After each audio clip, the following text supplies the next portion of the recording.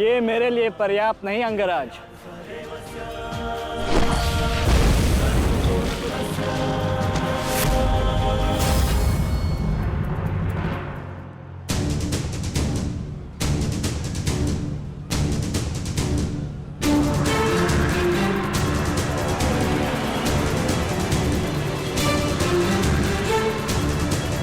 ना मेरे पास बाणों की कमी है और ना प्रहारों की।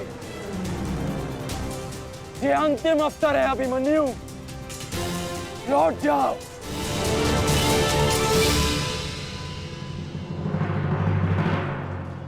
तो मेरे तुनीर में भी उत्तर प्रस्तुत है अंगराज।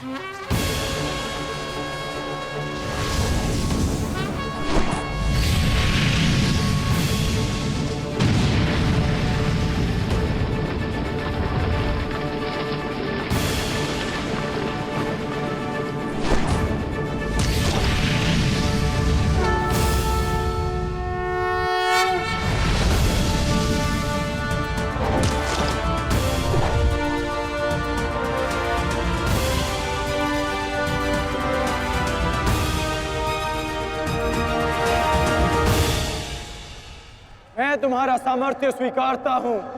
तुम एक कुशल योद्धा हो अभिमन्यु, किंतु कुशल होने के साथ साथ बुद्धिमान होना भी आवश्यक है। लौट जाओ।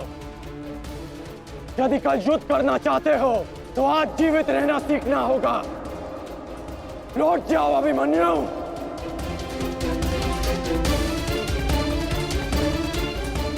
एक योद्धा के लिए आज या कल नहीं होता अंगराज। उसके लिए केवल वो ही पल होता है जिसमें वो मृत्यु के सामने खड़ा होता है।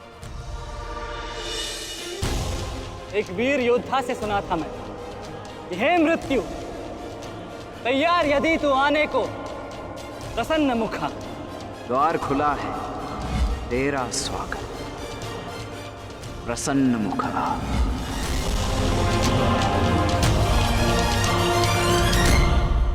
मुझे रोकने का अब केवल एक ही अस्त्र है आपके पास। यह आपको मेरा वध करना होगा। तो लीजिए अंगराज, अपने पुत्र के मृत्यु का प्रतिशोध लीजिए। आपके समक्ष आज वो योद्धा खड़ा है जिसके पिता ने आपके पुत्र का वध किया था। प्रतिकार कीजिए अंगराज, रुके क्यों है? क्योंकि जो पीड़ा मैंने सही, मैं नहीं चाहता कि वो पीड़ा मेरा शत्रु भी सहे। कृष्णेन ने अपना विकल्प स्वयं चुना था। वो रणभूमि छोड़कर जा सकता था, परंतु उसने मृत्यु चुनी। गर्व है मुझे तुम जैसे युवा योद्धाओं पर, जो अपना कर्तव्य पूर्ण करने के लिए सदैव तत्पर रहते हैं। मैं जानता हूं कि तुम पीछे नहीं हटने वाले अभिमन्यु, परंतु मुझे भी अपना कर्तव्य पूर्ण करना है।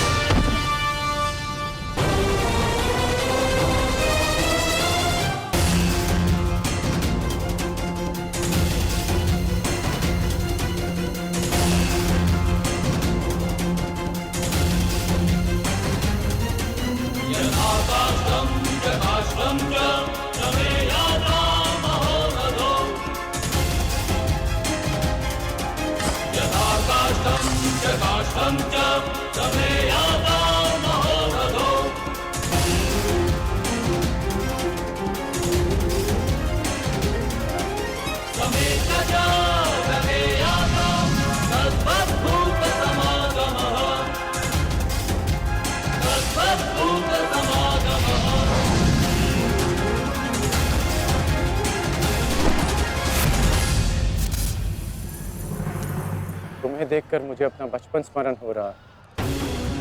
अभी तुम्हारा जीवन आरंभ हुआ है वत्स। इसे इस प्रकार व्यर्थ मत करो। मैं आशा करता हूं कि अगली बार जब हम दोनों मिले तो दो शत्रुओं के भांति नहीं, तो वीरों के भांति एक दूसरे के गले में। अभी तुम्हारा जीवन शेष है। जाओ वत्स।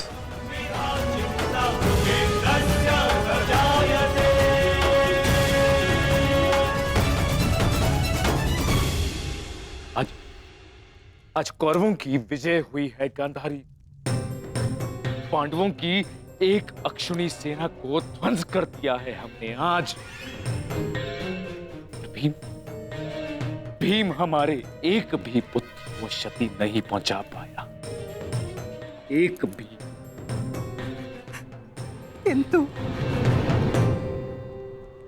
किंतु दुर्योधन का क्या महाराज?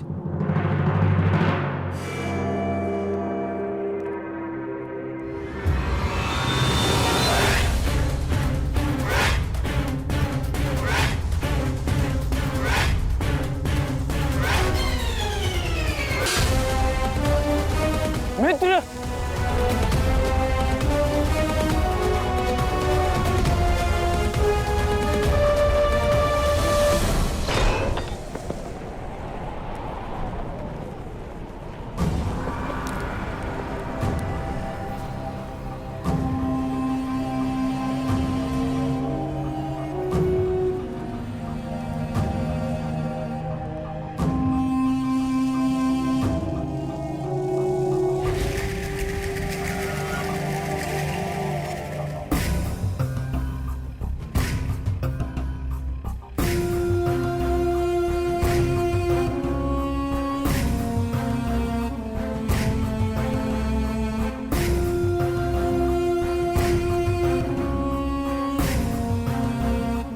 आज मैं आपको उस अपमान का अनुभव कराऊंगा। आपकी पूरी सेना और महारथियों के समक्ष आपका वस्त्र हरण करूंगा।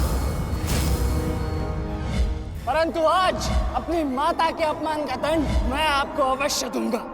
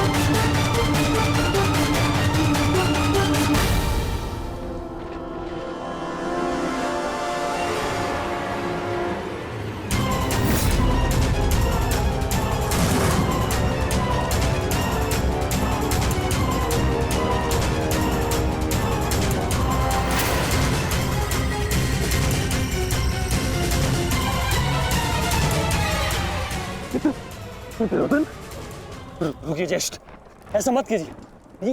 ये क्या कर रहे हैं आप? दुर्योधन, दुर्योधन, ये सब कुछ क्या है? आज के इस युद्ध में हमें विजय मिली है, फिर ये सब कुछ क्यों कर रहे हो तुम? ऐसी विजय जो अपमान की थाली में सजा कर मिले, ऐसी विजय से श्रेयस्कर है कि मृत्यु को पालूं। मेरे जीवन में कभी मेरा इतना अपमान नहीं हुआ है। अब इस जीवन का और कोई मूल्य नहीं। मैंने ये युद्ध संपत्ति के लिए नहीं, अपने हट, अपने सम्मान के लिए बुलाई थी। अब जब सम्मान ही नहीं रहा तो इस विजय का मैं क्या करूंगा? मेरी सेना के सामने विश्व के महानतम योद्धाओं के रहते वो 16 वर्ष का बालक मेरे वस्त्र हरण कर गया और चेतावनी देकर गया है कि युद्ध में जब भी मिलेगा पुनः यही दोहराएगा। अब ये वस्त्र हरित दुर्योधन सम्राट बन भी गया, कैसे अपनी सेना से अपनी प्रजा से पाक मिला पाऊंगा मैं? इस लज्जा के साथ मैं अब जीवित नहीं रह सकता। नहीं दुर्योधन, देखो अपने क्रोध पर काबू पाओ।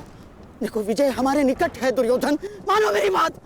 छोड़िए मुझे मामाश्री, छोड़िए मुझे, अन्यथा इस अग्नि में मैं अपने आप से पहले आपकी आहुति दे दूंगा। छोड़िए मुझे। नहीं, छोड़िए, छोड़िए मुझे।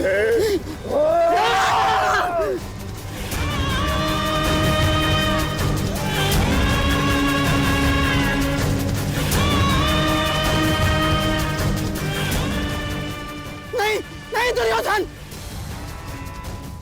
देख क्या रहे हो मूर्खों? कोई रोको इस अनर्थ को।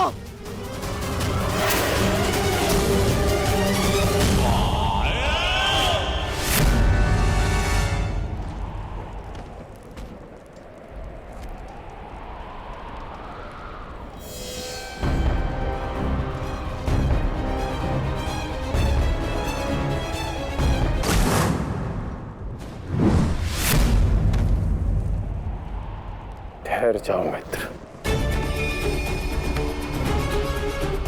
नहीं, अब नहीं।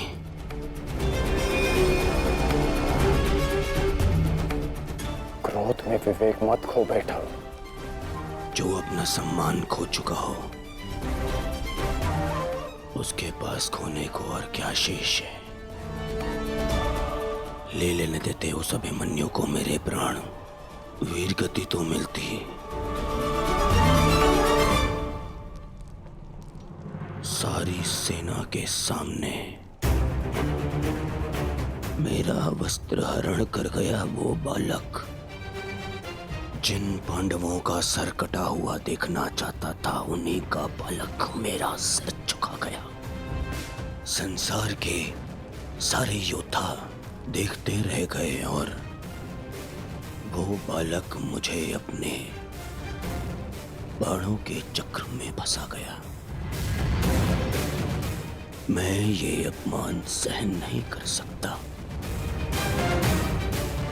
क्या करूंगा जीवित रह गए जब संसार के सामने शीश उठाकर चल भी नहीं सकता मैं। इसीलिए अब मैं अग्नि स्नान करूंगा।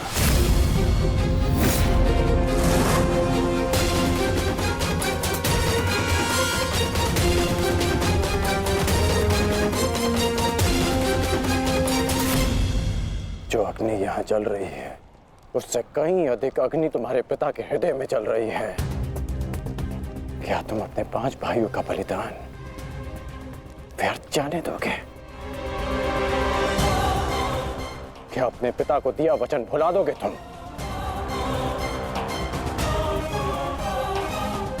अपने चारों ओर देखो मित्र, क्या ये सब व्यर्थी अपने प्राणों के साथ खेल रहे हैं? जो वीर गति को प्राप्त हुए हैं, क्या उनका बलिदान व्यर्थ जाने दोगे तुम? तुम्हारे अनुज, तुम्हारे मामाश्री, तुम्हारे गुरुदेव, ये सब तुम्हारे सम्मान, तुम्हारे अधिकार के लिए लड़ रहे हैं और तुम अपने कर्तव्य से मुंह मोड़ना चाहते हो। पूछो अपने सैनिकों से कि आज जो युद्ध में हुआ कि क्या वो उससे लज्जित हैं या वो कल युद्ध में उसका प्रतिशोध लेंगे? बोलो सैनिकों। प्रतिशोध लेंगे, प्रतिशोध लेंगे, प्रतिशोध लेंगे।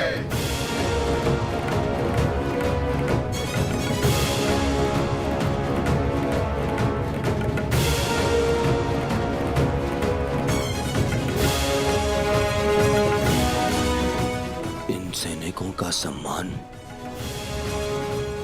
मेरे मन में लगी अग्नि को बुझा नहीं सकता मित्र। मैं तुम्हारे लिए सदैव प्रस्तुत हूं मित्र। आदेश दो मुझे, आदेश दो कि क्या चाहिए तुम्हें। तुम्हारी पीड़ा को शांत करने की औषधि क्या है मित्र? बताओ मुझे। मुझे अपने इस अपमान का प्रतिशोध चाहिए। जिसने मेरा मान हरण किया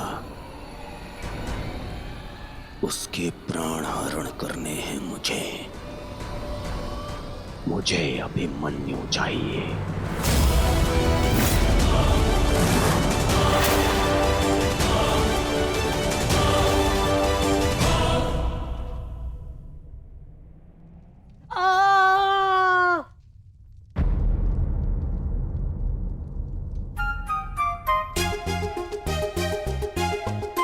बहुत पीड़ा हो रही है ना इन्हें? पीड़ा? अभी तक मैंने इसके घाव को छुआ भी नहीं है। अभिमन्यु तुम्हें सताने के लिए उपक्रम कर रहा है उत्तरा। बहुत बुरे हैं आप। और तुम बहुत डरपोक। एक योद्धा की पत्नी के मन में इतना भय शोभा नहीं देता उत्तरा। ये घाव हमारे लिए आभूषण होते हैं।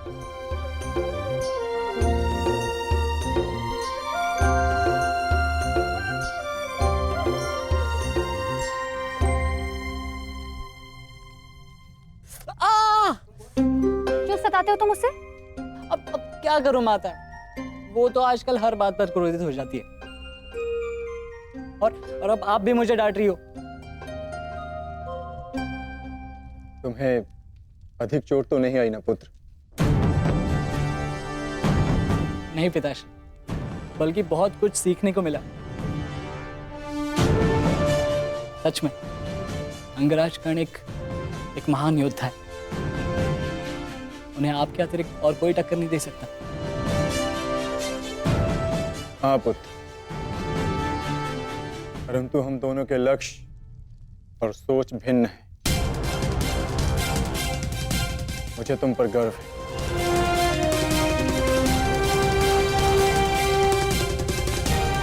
गर्व तो होना ही चाहिए। आज अभिमन्यु ने दुर्योधन को उचित उत्तर दिया।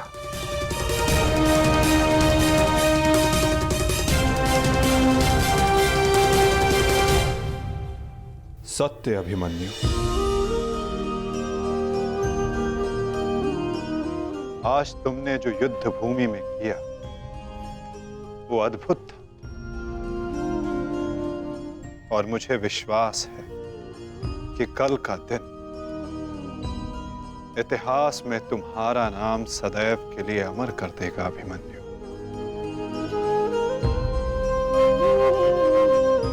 इतिहास से पूर्व मेरे पुत्र ने अपनी छवि मेरे मन में अमर कर दी है।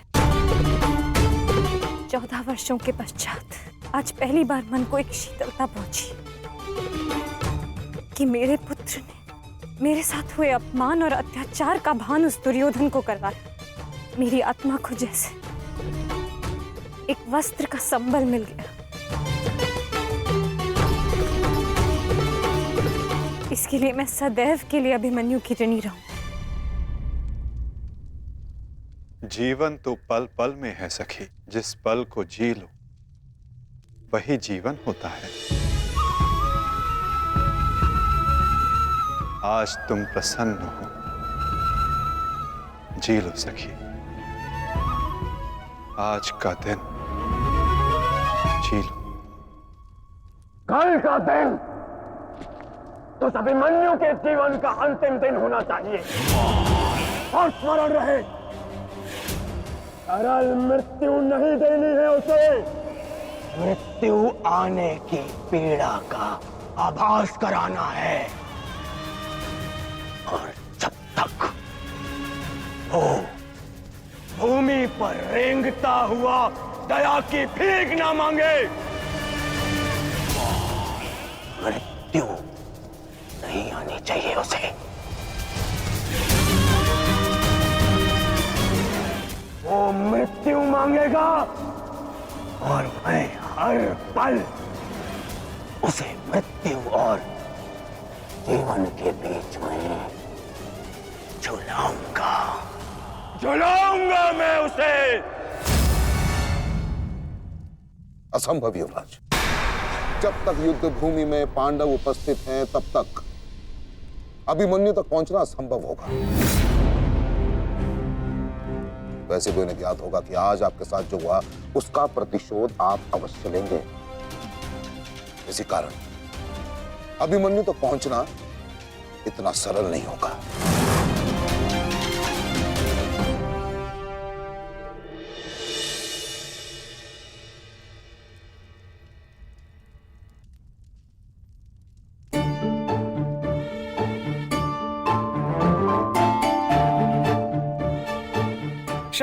क्षमा कर दो, भूल हो गई बस। अच्छा क्षमा भी कर दो। जिसने युवराज दुर्योधन का मस्तक झुका दिया वो आज तुम्हारे समक्ष सर झुकाए मना रहा है तुम्हें। देखो किसी ने मुझे इस प्रकार सर झुकाए देख लिया ना तो मेरा बहुत उपहास उड़ाया जाएगा। पहले वचन दीजिए कि भविष्य में आप इस तरह मेरा उपहास नहीं बनाएंगे। आपको अनुमान भी है मैं कितनी भयभीत हो गई थी। अब इसमें भयभीत क्या होना उत्तरा? आप नहीं समझेंगे, मुझे आपसे बात ही नहीं करनी। तो ठीक है मत बात करना, परंतु कल यदि लौटा नहीं ना तो पछताना नहीं कि दोबारा ऐसे मत बोलना आर्य। भाई खो चुकी हूँ, पति नहीं खो सकती। क्षत्रिय हूँ, अपने अधिकार लेना जानती हूँ। आपको लौटना होगा क्योंकि इस बार केवल मैं नहीं आपकी होने वाली संतान भी आपकी प्रतीक्षा करेगी।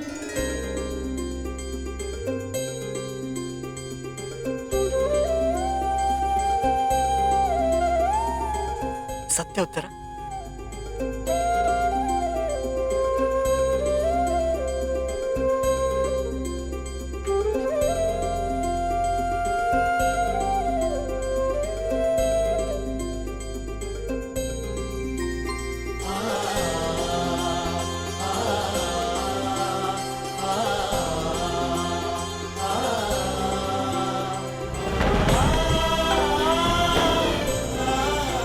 मैं तुम्हें वचन देता हूं उत्तरा, तुम और हमारी संतान सदा मुझ पर गर्वित रहेंगे।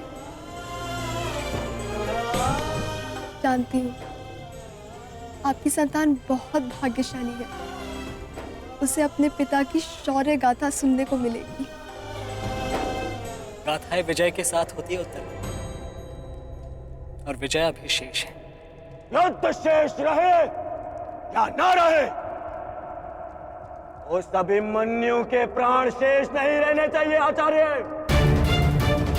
आप सेनापति तीरगत के वीर रेशु शर्मा, मध्य नरेश शैल्य, अश्वत्थामा अंगराज, इतने वीरों के होते हुए भी क्या एक बालक को बंदी बनाया नहीं जा सकता? तुम्हारे प्रतिशोध के लिए केवल कुशल योद्धाओं की नहीं बल्कि एक उत्तम योजना की आवश्यकता है मेरे होने वाले सम्राट। हमारी सफलता एक उत्तम योजना में छिपी है।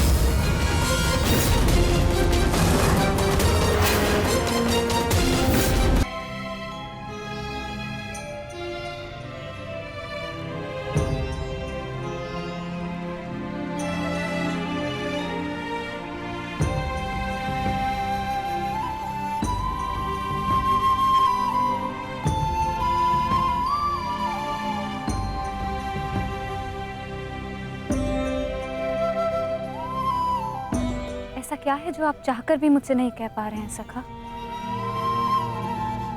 ये रात का अंधकार भी आपके मुख पर आए हुए भाव मुझसे नहीं छुपा सकता। रात्रि के बाद दिन आता है सखी, उसी प्रकार जीवन के पश्चात मृत्यु आती है। सुख के बाद दुख आता है और यही सृष्टि का नियम है। हमें अपने जीवन में सबके लिए तत्पर रहना चाहिए सखी।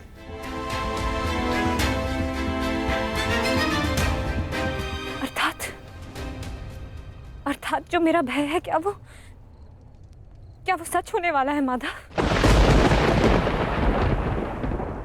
क्या कल पांडवों के साथ कुछ अनिष्ट होने वाला है?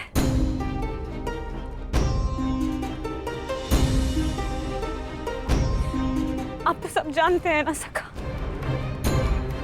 बताइए मुझे, बताइए मुझे।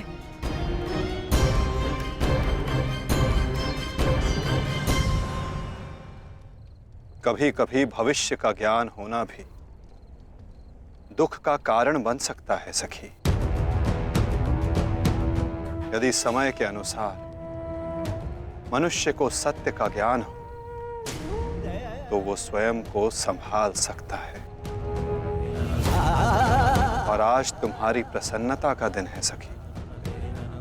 आज तुम्हारे पुत्र ने तुम्हारे अपमान का प्रतिकार किया है।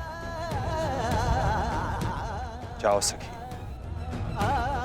जाकर सो जाओ। चूंकि जीवन की हर रात्रि सदैव सोने के लिए नहीं होती।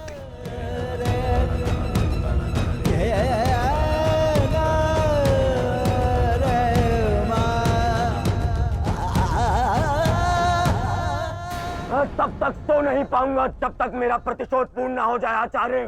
प्रतिशोध की आग में कोई और भी जल रहा है। युवराज दुर्योधन,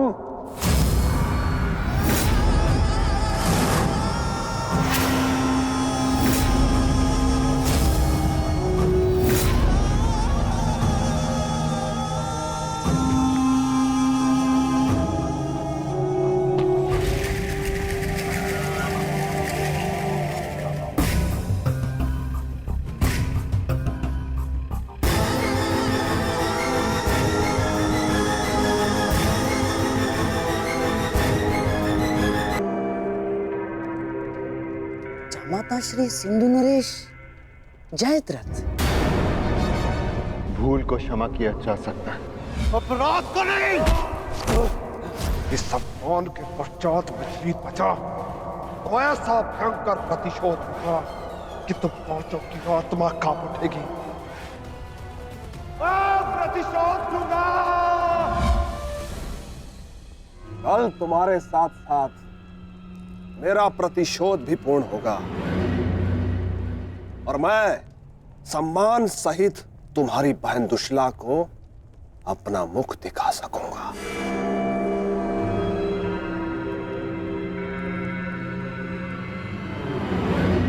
इतने समय आप कहाँ थे सिंधु नरेश?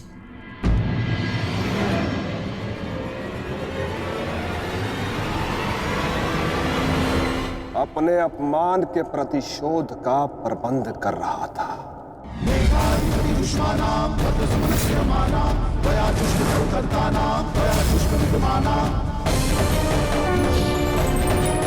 पुत्र जयद्रथ, मैं तुम्हारी तपस्या से प्रसन्न हूं। मांगो, क्या वर मांगते? महादेव, मुझे अपने प्रतिशोध का अवसर चाहिए। शपथ ली है मैंने, जब तक पांडवों के अपमान का प्रतिशोध नहीं लूंगा तब तक मुकुट धारण नहीं करूंगा। और वो दिन कल आएगा वो दिन जब मैं पांडवों को ऐसी पीड़ा दूंगा कि वो जीवन भर नहीं भुला सकेंगे। महादेव का आशीर्वाद है मेरे साथ और मैं तुम्हारे साथ युवराज। तुम्हारी योजना और मेरा प्रतिशोध दोनों कल सफल होंगे।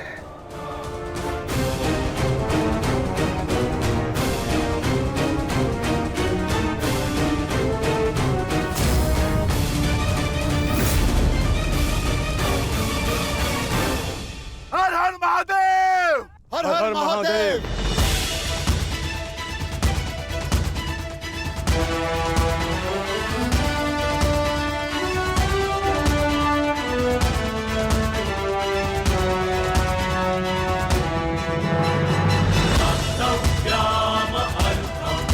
सर्वोत्तम बनो पुत्र। संसार के सभी योद्धाओं में तुम्हें सबसे अधिक कीर्ति प्राप्त हो।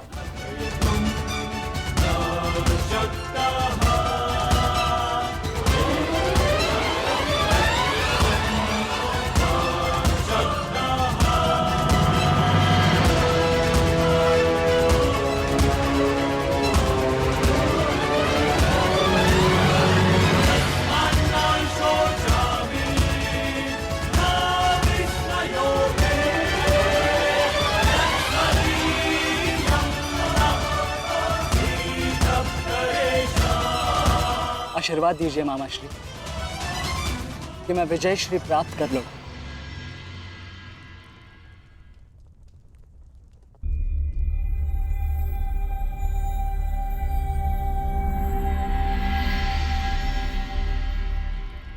विजय तो कायरों को भी प्राप्त होती है पुत्र,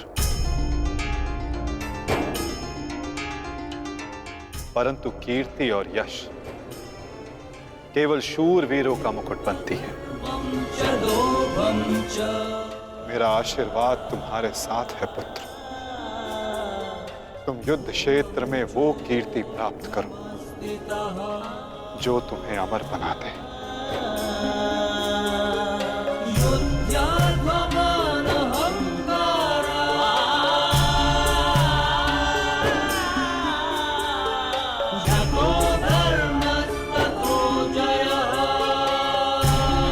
श्री कि मैं विजय श्री प्राप्त कर लौटूं।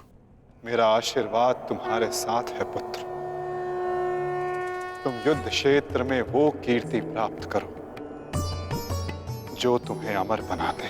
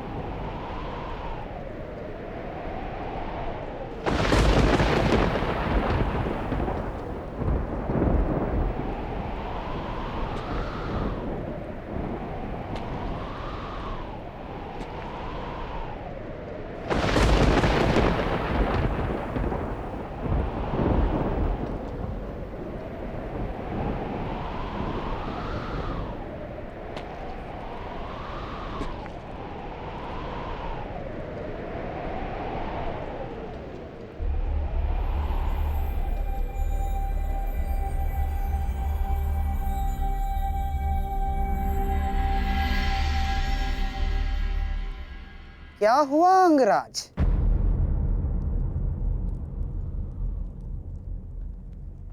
सूर्यदेव से आप ये प्रार्थना तो नहीं कर रहे हैं कि वो उदित ही ना हो? अर्जुन को दिया वचन आपको पूर्ण करना होगा अंगराज। सूर्यास्त का बहाना बनाकर कहीं आज भी शत्रु को जीवित छोड़ देने का मन तो नहीं बना लिया आपने?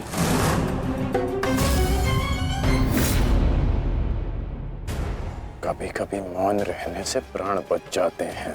अब एक और शब्द अपने मुख से निकाला तो युद्ध आरंभ होने से पूर्व ही शत्रु से पहले मैं अपने पक्ष के किसी योद्धा का वध कर दूंगा। अंगराज, अंगराज आप क्रोधित क्यों हो रहे हैं?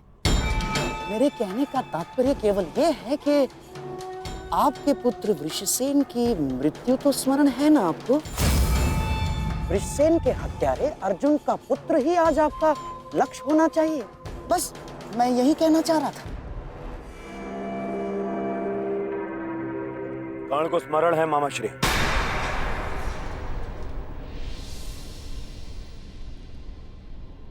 और मुझे भी।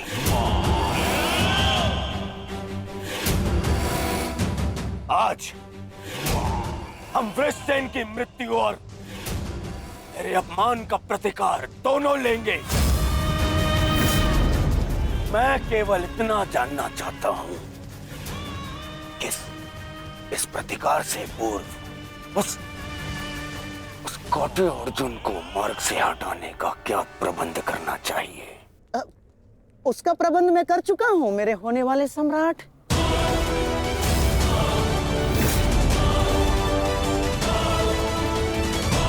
महाराज, त्रिगत नरेश सुशर्मा अवसर का लाभ उठाने के लिए एक विशाल सेना के साथ विराट पर आक्रमण करने जा रहे हैं। विराट नगर को सहायता की आवश्यकता है, शीघ्र कुछ कीजिए।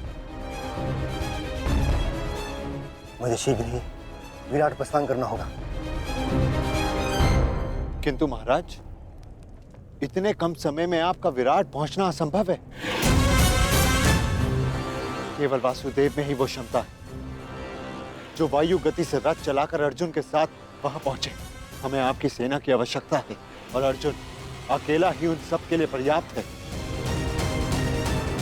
किंतु अर्जुन की अधिक आवश्यकता यह रणभूमि में है। परंतु महाराज, आप वहां बहुत से परिवार, स्त्री और बालक संकट में। एक समय था जब विराट राज ने हमें अज्ञातवास में शरण दी थी।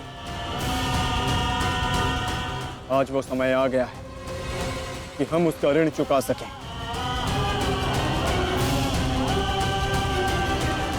और फिर अभिमन्यु भी तो यहाँ है। मुझे इस पे पूर्ण विश्वास है। और मैं आपको विश्वास दिलाता हूं पिताश्री कि युद्ध भूमि में आपकी कमी शत्रु को अनुभव नहीं होगी। जब आप सुशर्मा का नाश करेंगे तो आपके पुत्र की शौर्य की कीर्ति आपका स्वागत करेगी। चलिए माता, विराट की ओर प्रस्थान करें। जैसी रथी की इच्छा और जैसी महारथी की आकांक्षा।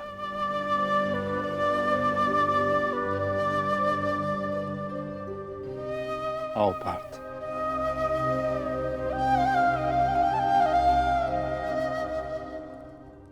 बधाई हो मेरे होने वाले सम्राट। अर्जुन रणभूमि छोड़कर विराट के लिए प्रस्थान कर चुका है।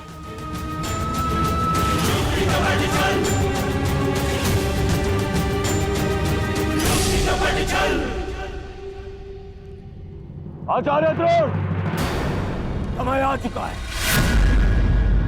हमारी सेना को अपनी योजना अनुसार सज्ज कीजिए। जिस प्रकार चक्की का पत्थर एक ही चक्कर में अन्न के दानों को पीस देता है, उसी प्रकार हमारी यह सेना शत्रु सेना को एक ही चक्कर में पीस देगी युवराज। और अपनी सेना के नाश को रोकने के लिए आएगा वो महावीर अभिमन्यु। और वहां हम उसके प्राण फाड़ लेंगे, जिसने मुझे अपने बाणों के चक्र में फंसाया था। आज वो फंसकर मरेगा हमारे चक्रव्यूह में। युद्ध का 13वां दिन।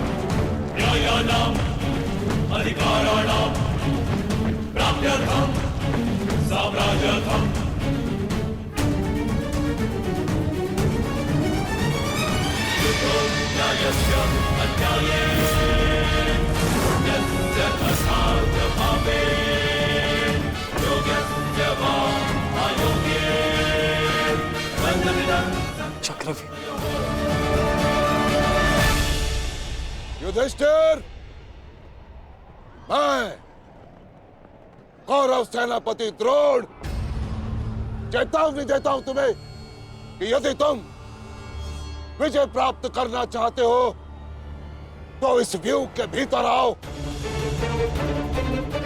और यदि तुम इस व्यूह को तोड़ने में सक्षम रहे तो हम अपनी पराजय स्वीकार कर लेंगे, और यदि नहीं तो तुम अपनी हार स्वीकार कर लेना। सुना तुमने?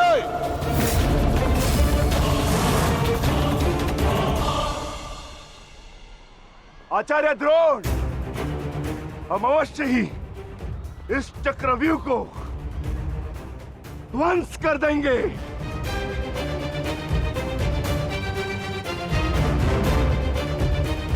यह संभव है।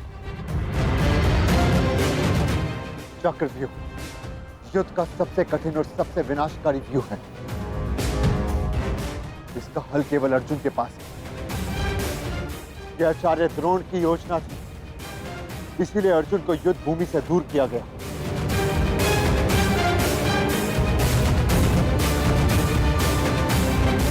कोई तो मार्ग होगा। मार्ग है।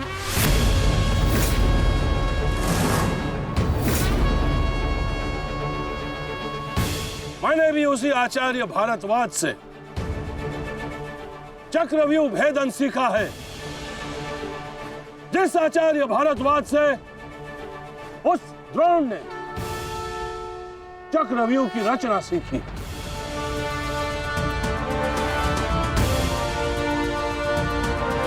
इस चक्रव्यूह का भेदन मैं करूंगा।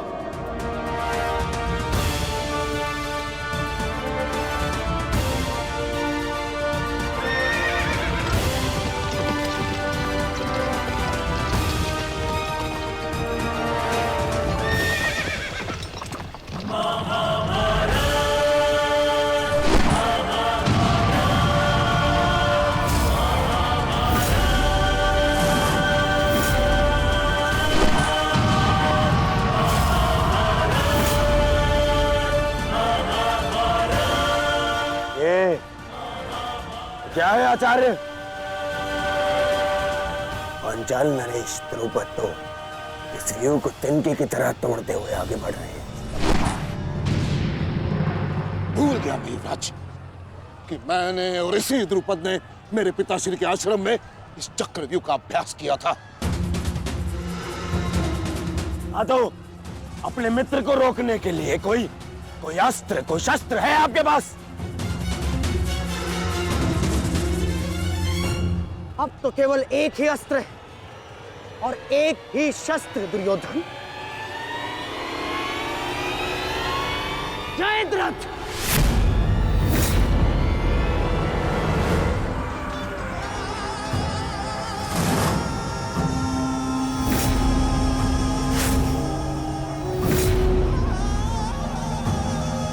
जयद्रथ, कदाचित द्रौपदी के पतियों द्वारा किया गया अपमान भूल गए हो तुम। इसीलिए द्रौपदी के पिता के समक्ष उपस्थित हुए हो। आज द्रौपदी के पति हो या उसके पुत्र, कोई मुझे नहीं रोक सकता।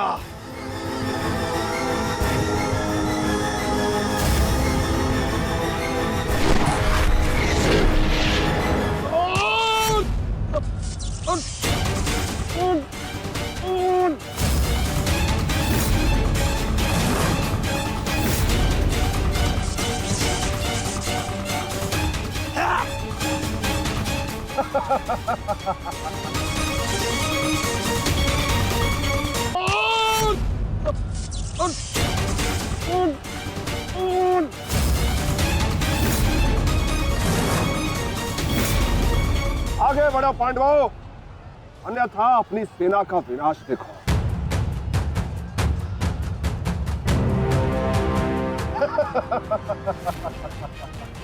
शेष पिताश्री, मुझे आज्ञा दीजिए।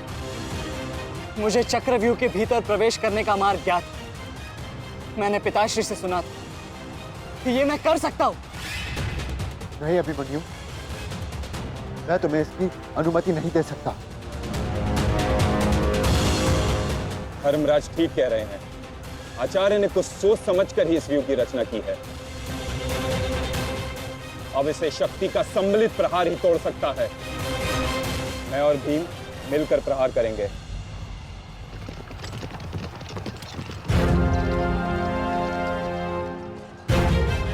देखिए ने मामा श्री,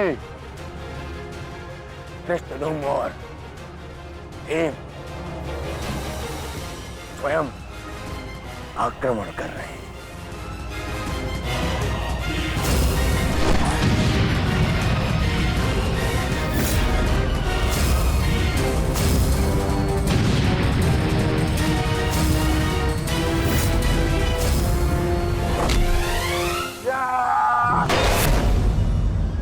आज इनके हर एक प्रहार का उत्तर है जयद्रथ।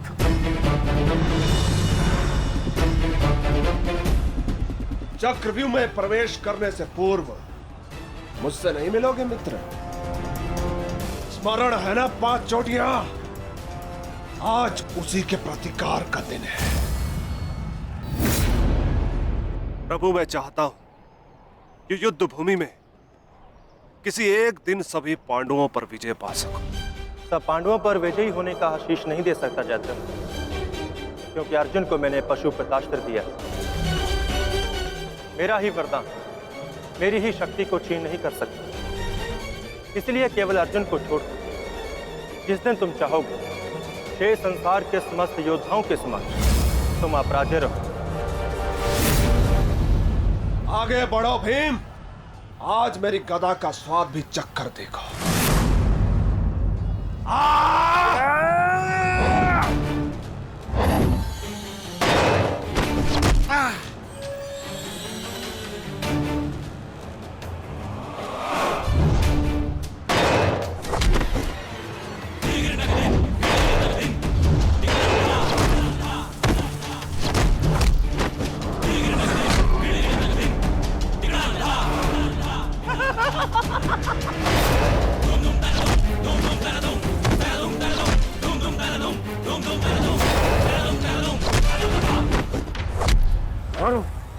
मारो से।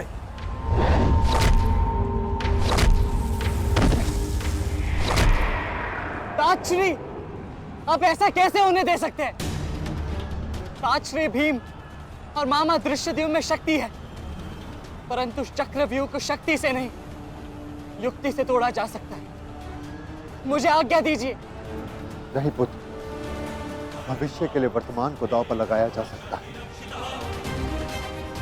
परंतु वर्तमान के भविष्य को खोया नहीं जा सकता।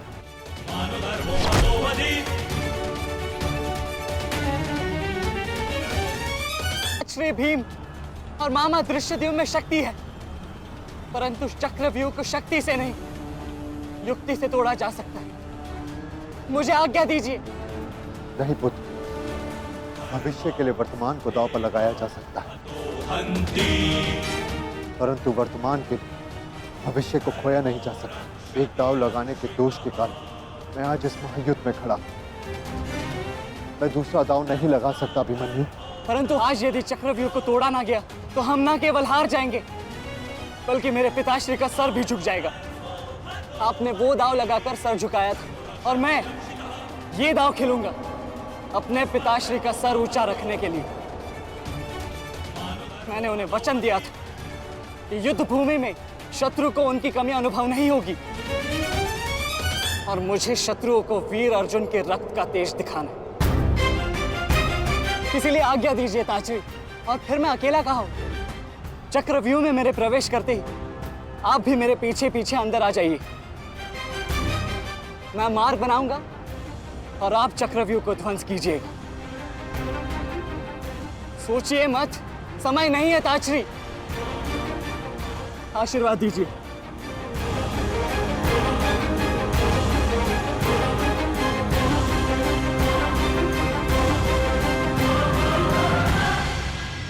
ठीक है पुत्र,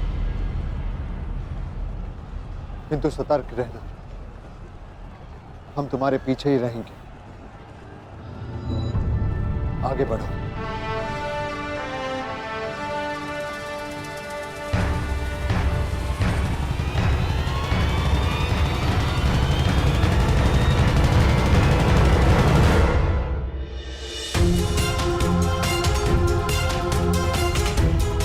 जाओ सर, जाकर सो जाओ, क्योंकि जीवन की हर रात्रि सदैव सोने के लिए नहीं होती।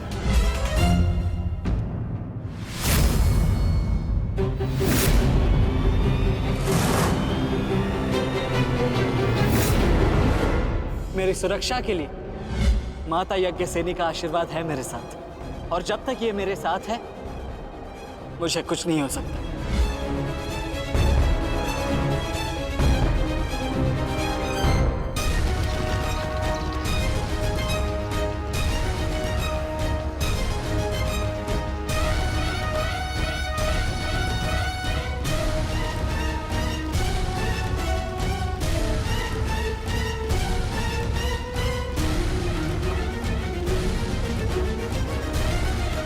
क्या हुआ माता? आप रुक क्यों गए? क्योंकि समय नहीं रुकता पार्थ,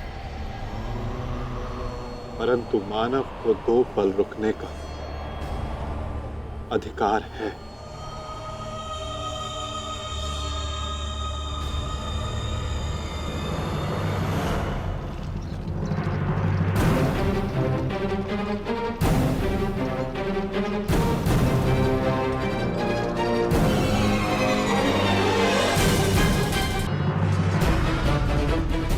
सारथी, आगे बढ़ो।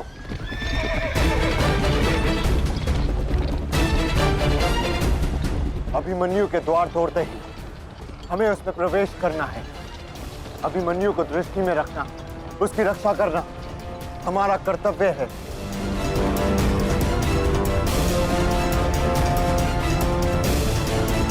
आ बालक, आ महारथियों, ऐसी मृत्यु देने से केस की चित्कार उन पांडवों के हृदय को चीर देगी। और स्मरण रहे, सरल मृत्यु नहीं देनी है इस अभिमन्यु को।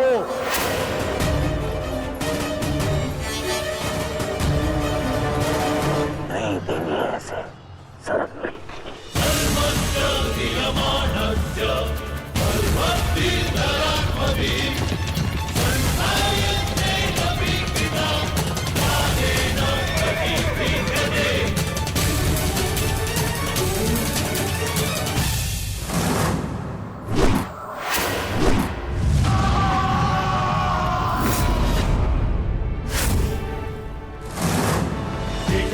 साक्षी, मुझे मार्ग मिल गया है।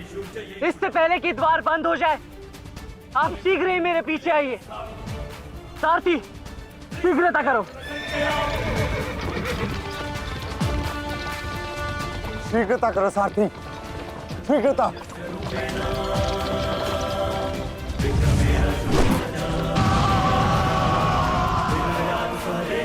उत्तम अभिमन्यु, उत्तम।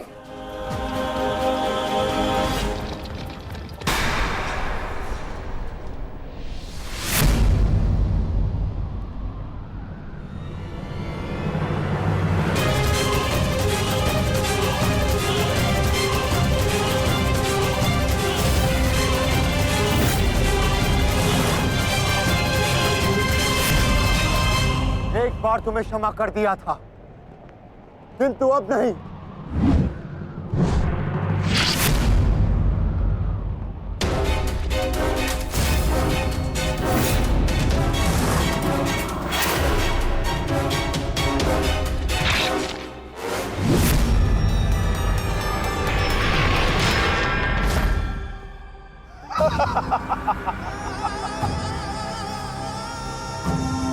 एक बार अपमानित हो चुका हूं, इस बार तुम्हारी बारी है पांडवों।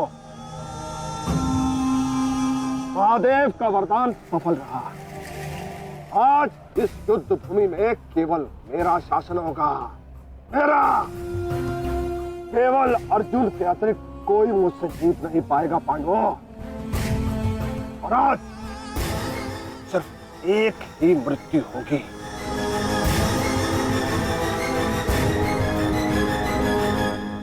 अभिमन्यु की।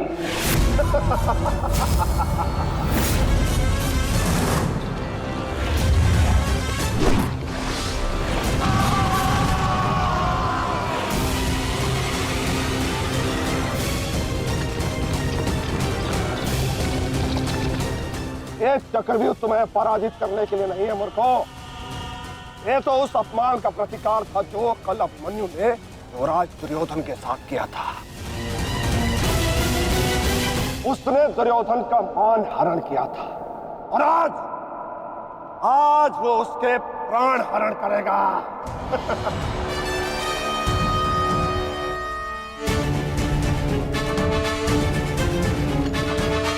अभिमन्यु, लौट आओ, ये एक षड्यंत्र है। न्यायानां अधिकाराणां प्राप्त्यर्थं साम्राज्यार्थं न्यायानां अधिकाराणां प्राप्त्यर्थं साम्राज्यार्थं। व्यू के भीतर प्रवेश करना जितना चुनौतीपूर्ण है उतना ही चुनौतीपूर्ण उससे बाहर निकलना भी है। और यदि बाहर निकलने का मार्ग मनुष्य को नहीं पता तो उस मनुष्य का अंत निश्चित है।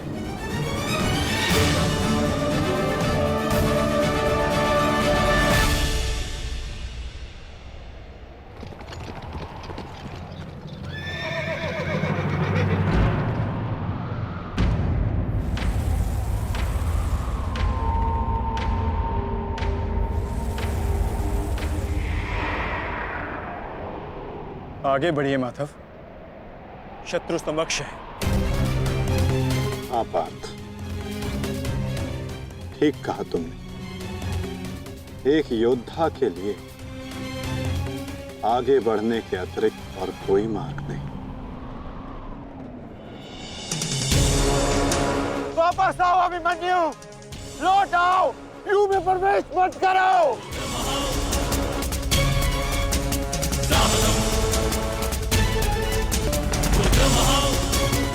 मेरे लिए अब लौटना संभव नहीं था श्री। यदि हमने इस चक्रव्यूह को नहीं तोड़ा तो हम ये युद्ध हार जाएंगे और मेरे रहते ये संभव नहीं। समझने का प्रयत्न करो पुत्र, ये सब तुम्हें घेर कर तुम्हारे प्राण लेना चाहते हैं। लौट आओ अभिमन्यु, लौट आओ। एक योद्धा मृत्यु के भय से पीछे नहीं हटता था श्री। वो आगे बढ़कर मृत्यु का वरण करता है और आज मृत्यु को भी अर्जुन पुत्र के बाणों का तेज सहना होगा।